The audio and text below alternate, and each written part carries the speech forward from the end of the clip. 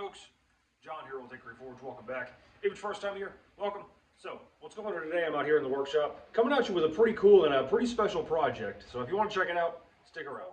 Where have I been and what's been going on? The last couple of months I've been really pushing hard, getting ready for Blade Show, trying to have lots of stock to take down there with me and everything. And towards the end of my production run, we ran into a pretty serious issue. So my plan for making such a large batch of stock was to do all the forging, get all that knocked out because that takes the longest, and then spend the last week or two, doing all my grinding, heat treating, finish work, and all that and whatnot. And I was approaching the tail end of the production, getting the last handful of items forged, and I looked over at the steel that I had purchased to make all this stuff, and I noticed one of the bars was marked 1018. And normally my steel comes to me unmarked. I get paperwork that says what it's supposed to be. My paperwork said 1045. The bar stock said 1018. If you don't know, 1045 is a medium carbon hardenable tool steel. It's what I use to make my hammers. Excellent tool steel, excellent hammer steel. 1018 is not. It's what we commonly refer to as mild steel. It's not hardenable, cannot be heat treated, can't be made into a general purpose forging hammer. It was verified by the sales rep who put my order in that they did order 1045. Somehow 1018 came from the mill, got put on the truck, and got sent to me. And it could be argued that it's my fault for not checking, but it could also be argued that's not something you should have to do. In this day and age, when you order and pay for 1045, you should expect 1045. And like I said, my steel usually comes to me unmarked, and I've never had a problem with this supplier before, so I had no reason to distrust the material. But the long and short of it is about 2 months of work and many thousands of dollars worth of gas and abrasives and everything and steel. They did refund my money for some of the steel, not all of it. But at this point, I would rather just count my losses and move on than try to fight with them over it. But 2 months of work and thousands of dollars in consumables were down the drain. I still went to Blade Show, so if you were there, you might have seen me, because I'd already paid for the accommodations, I'd already paid for the table, and at this point, I wasn't getting any of that money back. And it was kind of nice to actually get to walk around and see everything with my dad. Last year, we really didn't get to because we were manning the table the whole time. So we still had a good time, but we've kind of got ourselves dug into a little hole, but it's nothing we can't dig out of if we keep pushing hard. But let's get started on the project. What we got going on, we're making hammer number 1000. If you've ever purchased a hammer from me off of my Etsy, you'll know that it comes with a serial number.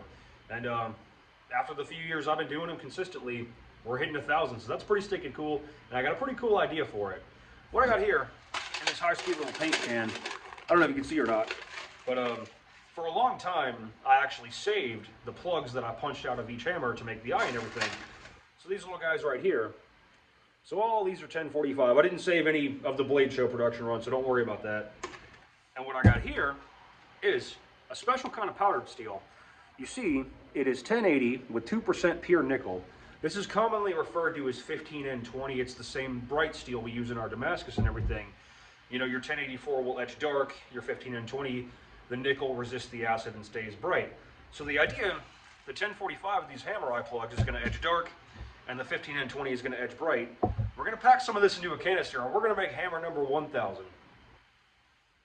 So what I got here to make my canister is some 1/8 inch wall, 3-inch square tubing. As you can see, I've got whiteout coated on the inside and everything. Reason for that is if you've seen me do canister before, you know I like to use stainless steel tubing because it comes off much easier. But with steel prices being what they are, I just couldn't find any stainless tubing in this size that wasn't going to cost me an arm and a leg. And I would also I've had mixed results with whiteout before, and I would like to try it and kind of get the hang of it and get it figured out and everything. So we got a whole bottle of whiteout in this bad boy. It's been drying for a couple of days. First thing we got to do is go ahead and descale those plugs, pack them in here, pack it full of steel, cap it off, forge weld that sucker together. Now to do it really. So what we got here to go ahead and descale these hammer eye plugs is muriatic acid. It's sold as green muriatic acid, whatever that means. But what's good about it is it doesn't really off-gas anywhere near as much as regular muriatic does, so it's a lot easier to work with and keep around your shop and such. But I got me a fancy mason jar filled up with hammer eye plugs. We threw some of that muriatic in there. We're gonna let that sit overnight. That should clean all the scale off real nice. And then we'll just dump all the acid out, submerge the whole jar in a mix of water and baking soda to neutralize the acid. And we should have good clean steel ready to go in the can. So I left these guys sitting in the muriatic for about 24 hours. And then all I did was dump the acid out back into my bucket and submerge this whole thing into my bucket of water and baking soda mix. You see it's foaming up, neutralizing the acid real good. And we got some pretty clean pieces. Might be a bit hard to see, but pretty much all the forged scale is gone, so we shouldn't have a problem getting these guys to weld up. Alrighty, so next step, we just want to make sure these plugs are good and dry before we throw them in the canister. So I'm just going to take them out one at a time, hold them in the forge for a couple of seconds to burn all the moisture off and everything. Not long enough for them to scale up or anything like that. Then just drop them in the canister till it's full. Alrighty, we got these guys dried off. They're a little bit rusty, but I don't think that's going to cause us any problems. So now we'll just pack this full of our powdered steel, weld the other end on it, and be ready to go.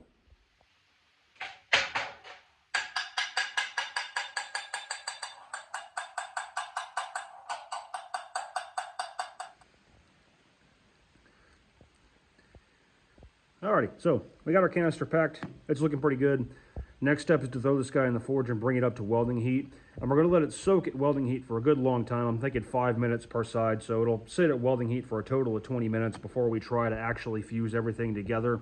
That way we'll just make sure it's good and hot all the way through and we don't end up with a bunch of cracks and whatnot in the middle. We might still, who knows, but let's get moving. I got a freaking phone call during the initial press and my phone stopped recording, so sorry about that. But that was actually really, really stinking dicey. There was like flames coming out of the can and sparks and all kinds of crap. Does look like the whiteout worked. This is only after one pass. I did both sides and then upset a little bit to try to square it back up. But that can is already starting to peel, so maybe the whiteout worked. And it does look like we got something solid in there. So I'm gonna let that cool, peel the can off and kind of see what we're working with. So hopefully we have good material in here. I'm not really sure what to expect because normally I like to do at least 2 or 3 heats and compress the can from all sides and everything to really try to fuse everything. And we only got to do it once before the can started to fall apart. Looks like it actually melted in some places, which is odd because I was taking care to run a reducing flame in the forge, so it's not like it scaled through it. But I was running the fire pretty hot. But let's see if we can get this guy peeled and see what we're working with.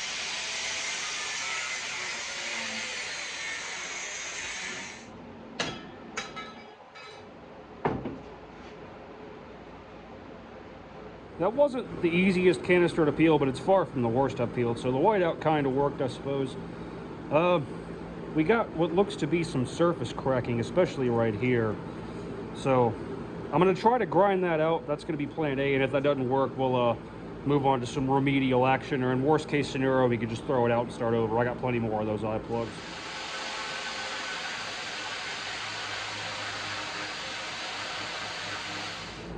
So I've gotten out all the cracking that I could see right away. I am going to forge this down at a welding heat, and I am going to throw flux over the whole thing just as kind of a Hail Mary. There's about a 50% chance this will work, and like I said, if all else fails, we'll just start over. No worse for the wear.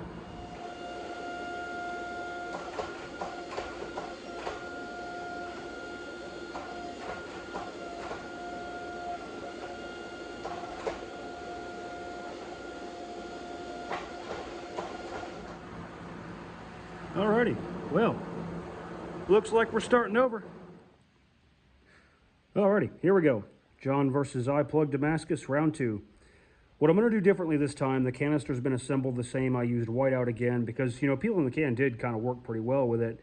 What I'm going to do differently is I'm going to bring this up to welding heat much, much slower, and I'm going to run a much, much richer flame. I was already running kind of a reducing flame, but my theory as to why the last canister failed, as we were taking it off, you saw it looked like it had melted through in some spots.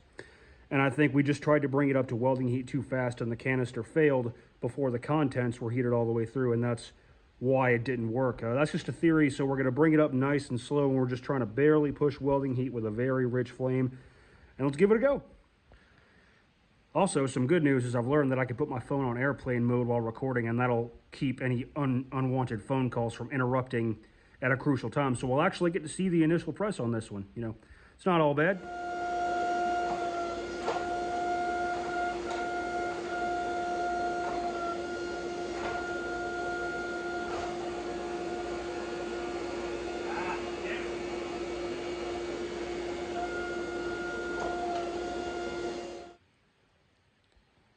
So the canister didn't fall apart, so we're already doing better than we did on the last go around.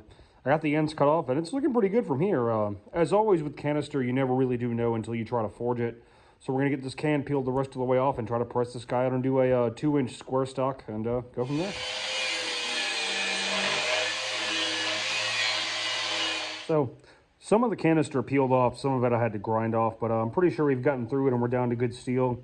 So now comes the moment of truth, and we'll try to forge this thing and see if it stays together.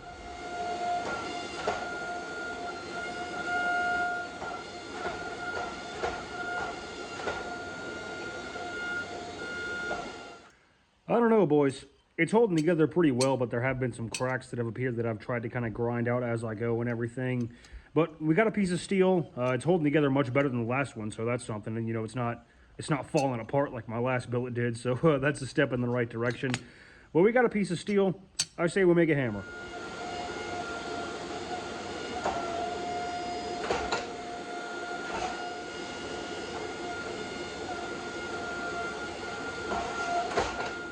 Hammer eye plug made of hammer eye plugs. There's something you don't see every day.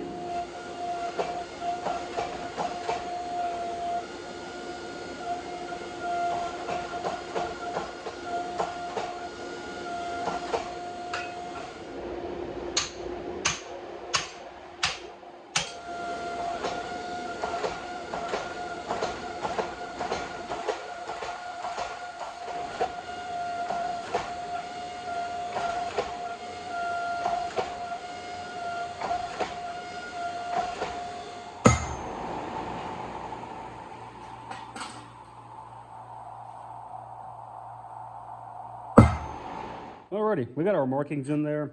I'd already put them in there when I was done forging, and then I remembered I needed to grind the cheeks flat to make sure they were really in there. So we went over them again. It's looking pretty good. As you can see, this thing's a bit crusty, so we'll see how it cleans up and see if it makes it through the heat treat. How you like that? Hammer number 1000.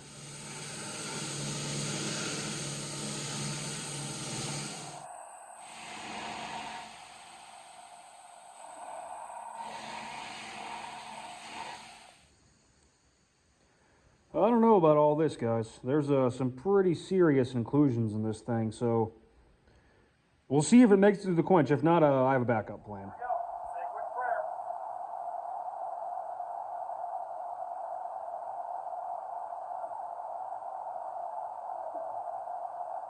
I don't know, fellas. We might be okay. I didn't feel any cracks. None of the inclusions seem to have opened up any worse, so, you know, while not perfect, I believe it is solid. So we're going to temper this guy for 2 hours at 450, because right now it's very, very hard, way, way too hard for a hammer. And I know this is mostly a ceremonial item that's probably never going to get used, but I want it to be as functional as possible as it sits right now.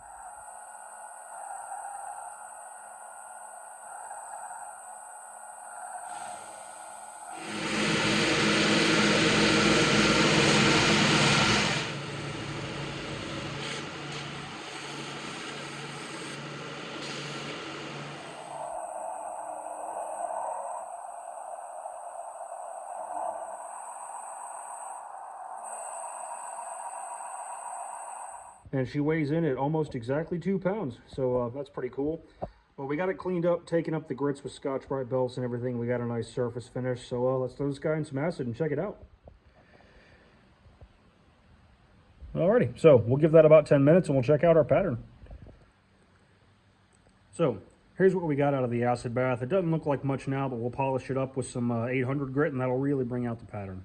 So here's what we got. The pattern's starting to show through, but it's not super, super bold. So I'm going to do at least one more etching cycle, probably 2, maybe even 3 more. I want to get a really, really deep etch and some nice contrast on this thing. So here we are after 4 etching cycles. The contrast isn't quite what I was expecting. I'm not sure what I was expecting, having never done this before, but the 1045 just isn't quite as dark as I thought it would. You know, it still looks cool, but it's just not quite what I was expecting. But anyway, let's get a handle bait and get this guy done.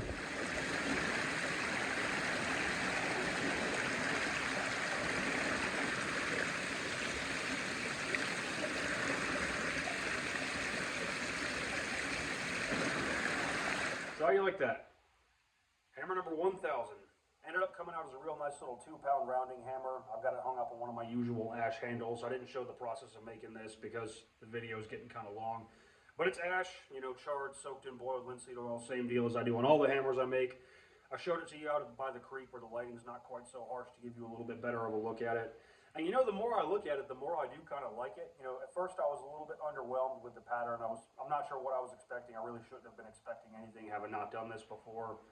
But at first I was like, you know, the contrast isn't really that great. But I'm like, you know, this is a really serious piece of old hickory forge history. You know, there's the souls of many, many hammers in this little guy. And, you know, I got to thinking about how the long road it's been to get here, you know, from starting at the old shop with basically nothing, moving into tool making, saving aggressively for better equipment, saving aggressively to move to a better shop. All the ups and downs with this blade show blender, we're kind of in a down right now. But I did learn the valuable lesson in a business sense that you shouldn't spread yourself too thin too fast, counting on a big payoff. Because then if it doesn't come through, you're just up the creek without a paddle. So that was a very hard and very expensive lesson learned. And, you know, patrons of the channel, everyone who watches the YouTube channel, likes, comments, shares, subscribe, all that, and helps keep the business running, everyone who purchases work off the Etsy, I'm more thankful for you guys now than I have ever been. I am able to do what I do because of you. So, anyway, with that being said, this guy right here is going to be for June's quarterly Patreon giveaway. It's late again. I know. One day I'll get my life together, I promise. So, I'll quit talking. Let's pick us a winner. If you've been around my channel, you know how it is. I like to do my giveaways. I got all the patrons here on my trusty wheelandnames.com. See if I can get you in frame. And click to spin.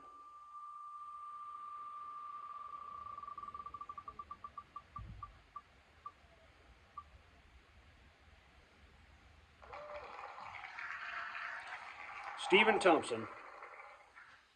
So, Stephen Thompson, if you want the hammer, it's yours. Just shoot me a message on any of my social media or shoot me an email. My email will be in the description box below.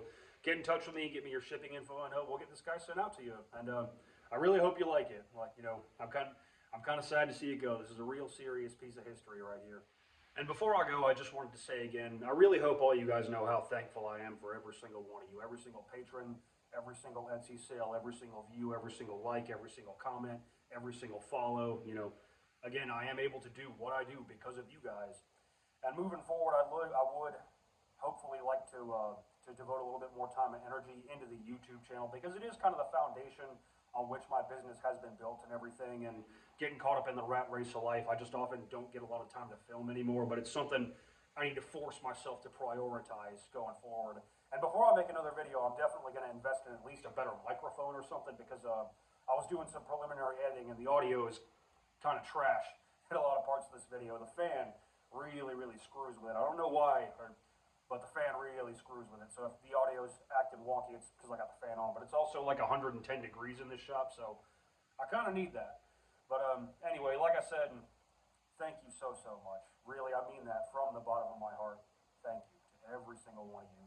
Especially, you know, after that big blade show blunder, that was a real punch in the stomach, and the outpouring of support and kindness that I received from the community at large was nothing short of staggering. So, still not sure where we're going, but we're definitely getting somewhere. But anyway, if you want to follow me, Instagram is where I'm the most active. Links to all my social media down in the description box below, as well as the Etsy if you want to purchase any of my work. But that's all I got for you. Again, Stephen Thompson. Congratulations. I really hope you enjoy this thing. Y'all take care.